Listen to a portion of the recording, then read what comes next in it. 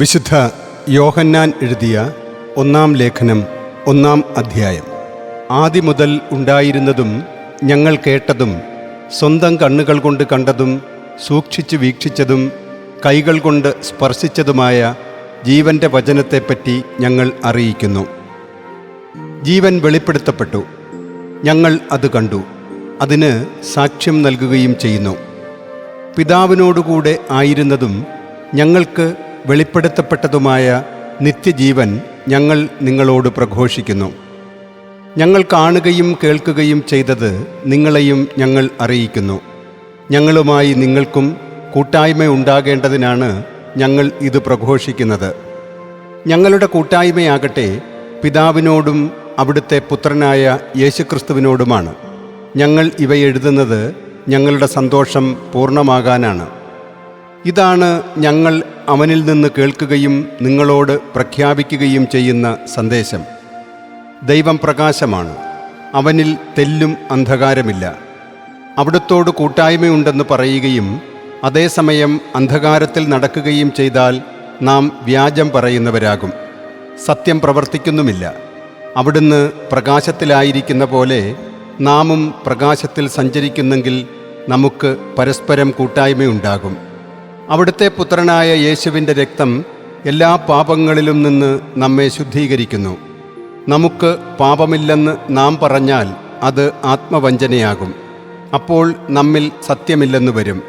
എന്നാൽ നാം പാപങ്ങൾ ഏറ്റുപറയുന്നെങ്കിൽ അവൻ വിശ്വസ്തനും നീതിമാനുമാകയാൽ പാപങ്ങൾ ക്ഷമിക്കുകയും എല്ലാ അനീതികളിലും നിന്ന് നമ്മെ ശുദ്ധീകരിക്കുകയും ചെയ്യും. നാം പാപം ചെയ്തിട്ടില്ല എന്ന് പറഞ്ഞാൽ നാം അവനെ വ്യാജം പറയുന്നവനാക്കുന്നു, അവൻ്റെ വചനം നമ്മിൽ ഉണ്ടായിരിക്കുകയുമില്ല.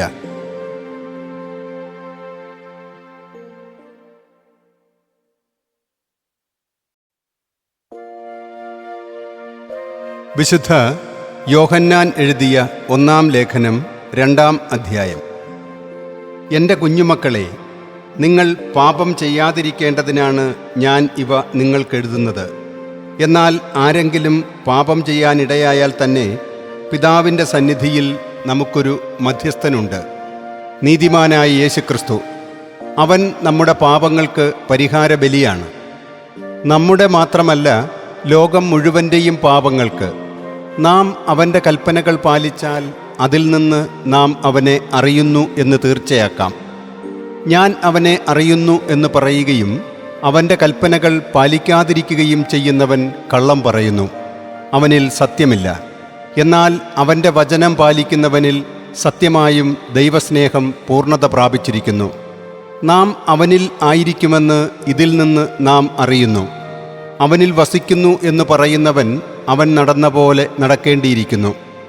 പ്രിയപ്പെട്ടവരെ, ഒരു പുതിയ കൽപ്പനയല്ല ഞാൻ നിങ്ങൾക്കെഴുതുന്നത്, ആദ്യം മുതൽ നിങ്ങൾക്കുണ്ടായിരുന്ന പഴയ കൽപ്പന തന്നെ. ആ പഴയ കൽപ്പനയാകട്ടെ നിങ്ങൾ ശ്രവിച്ച വചനം തന്നെയാണ്. വീണ്ടും ഞാൻ ഒരു പുതിയ കൽപ്പന നിങ്ങൾക്കെഴുതുന്നു, അത് അവനിലും നിങ്ങളിലും യാഥാർത്ഥ്യമായതാണ്.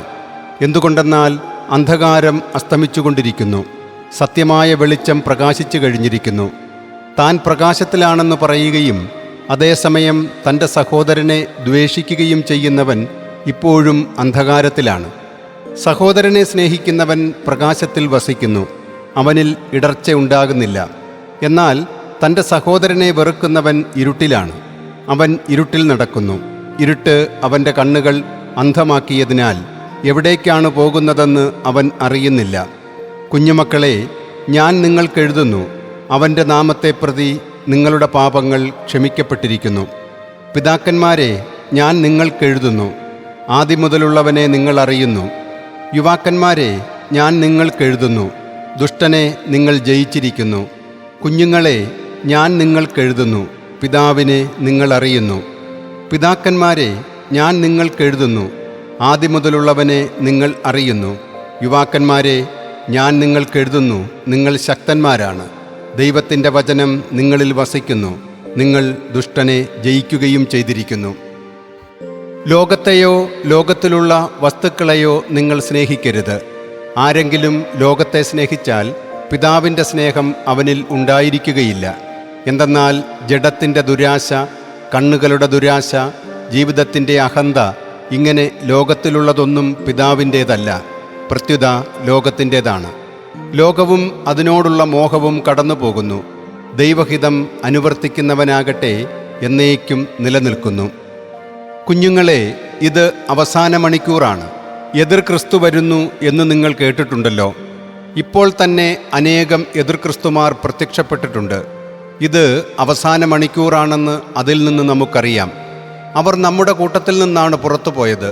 എന്നാൽ അവർ നമ്മോടുകൂടെയുള്ളവരായിരുന്നില്ല. നമ്മിൽ നിന്നുള്ളവരായിരുന്നെങ്കിൽ നമ്മോടുകൂടെ നിൽക്കുമായിരുന്നു. എന്നാൽ അവരാരും നമ്മിൽ നിന്നുള്ളവരല്ലെന്ന് ഇങ്ങനെ തെളിഞ്ഞിരിക്കുന്നു. പരിശുദ്ധനായവനിൽ നിന്നുള്ള അഭിഷേകം നിങ്ങളിലുണ്ടെന്ന് നിങ്ങൾക്കറിയാമല്ലോ. നിങ്ങൾക്ക് സത്യമറിയില്ല എന്നു ഞാൻ എഴുതിയില്ല, മറിച്ച് നിങ്ങൾക്കതറിയാം. അതായത് വ്യാജമായതൊന്നും സത്യത്തിൽ നിന്നല്ല. യേശുവാണ് ക്രിസ്തുവെന്നത് നിഷേധിക്കുന്നവനല്ലാതെ മറ്റാരാണ് കള്ളം പറയുന്നവൻ? അവനാണ് എതിർ ക്രിസ്തു, പിതാവിനെയും പുത്രനെയും നിഷേധിക്കുന്നവൻ. പുത്രനെ നിഷേധിക്കുന്നവന് പിതാവില്ല, എന്നാൽ പുത്രനെ ഏറ്റുപറയുന്നവനോ പിതാവ് ഉണ്ടായിരിക്കും. ആദ്യം മുതൽ നിങ്ങൾ ശ്രവിച്ചത് നിങ്ങളിൽ നിലനിൽക്കട്ടെ.